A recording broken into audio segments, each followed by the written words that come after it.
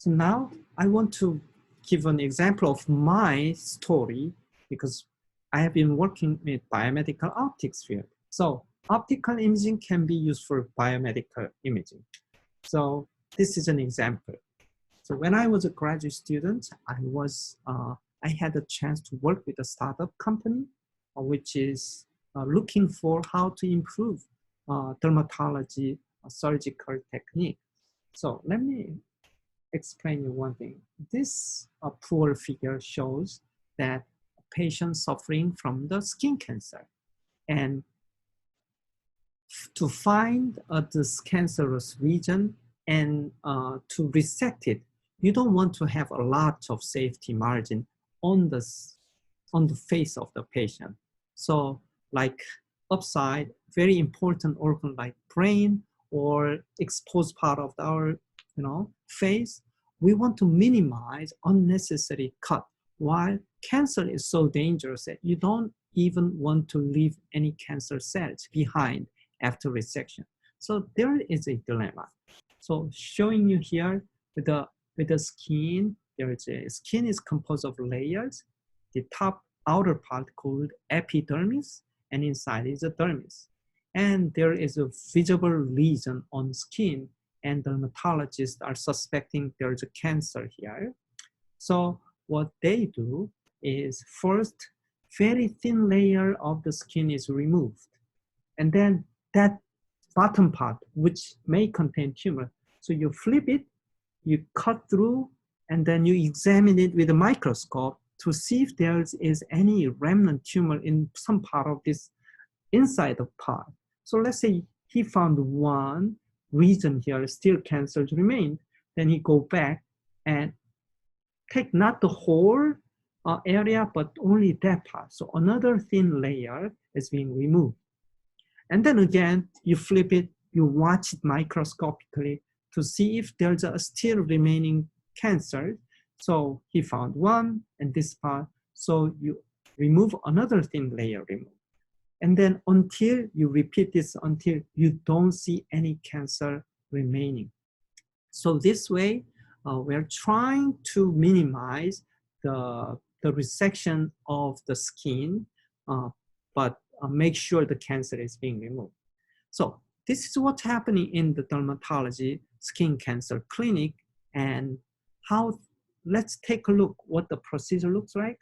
Removal of the skin, it takes, let's say, 15 to 20 minutes, and you send it to a lab for microscopic tissue examination, and that takes time for the staining while the patient is waiting.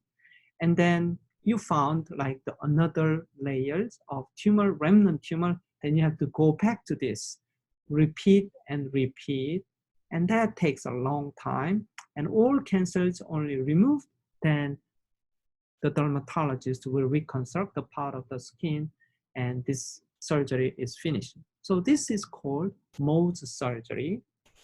So Mohs surgery procedure, also we call Mohs micrographic surgery. This is a precise surgical technique to treat skin cancer.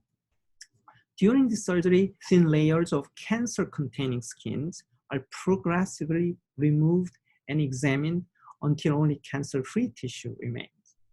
Yeah, the real issue is it takes time for the dermatologist, and also you need a laboratory personnel who are specialized to do this as a staff.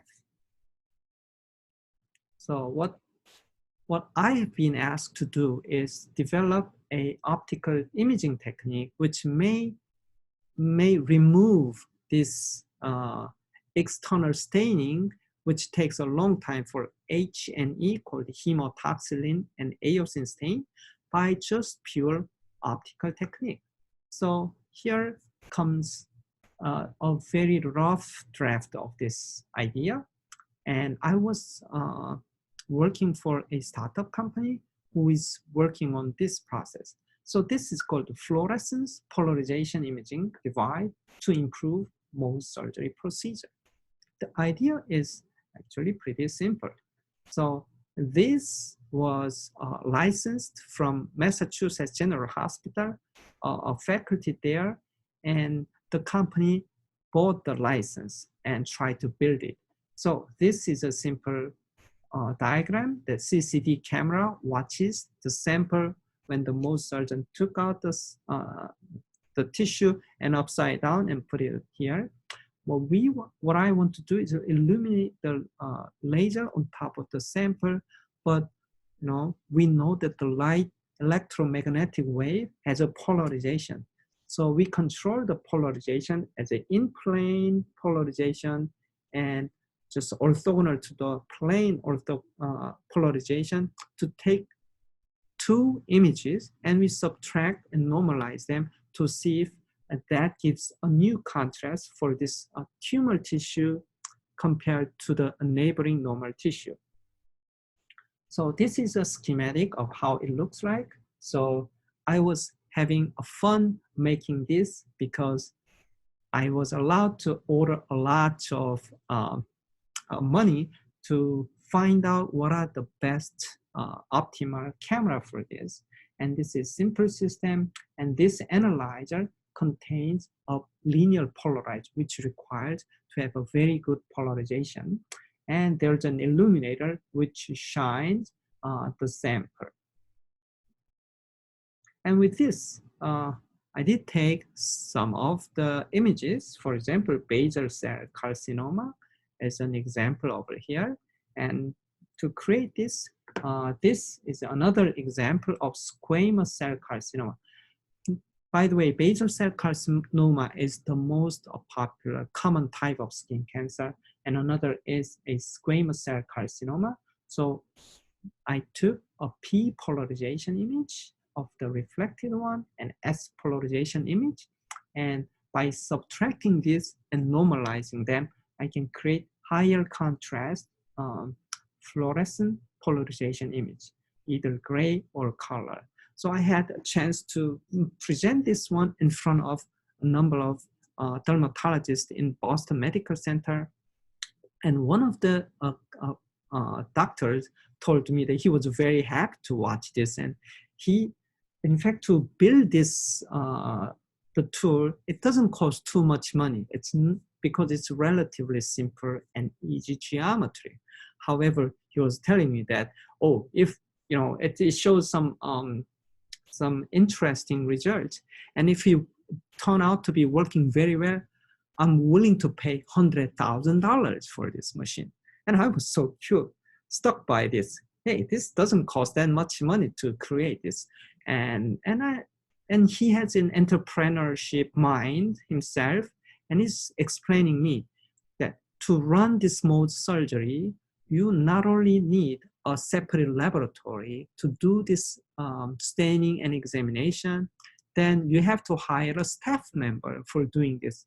To take care of this whole arrangement, actually it's a headache for the doctor. So if there's a machine like this, you just cut it and put it on top, and then just push a button, and it shows right away a quantitative image results, and which you can interpret. And that's worthwhile more than $100,000 because he's already spending more than that for his traditional ways of clinic. So this is an example. I realized that, oh, biomedical engineers tackle the medical problems by interaction with a clinician who has a lot of a real world problem, and you have your own expertise of engineering to tackle those problems. So in the end,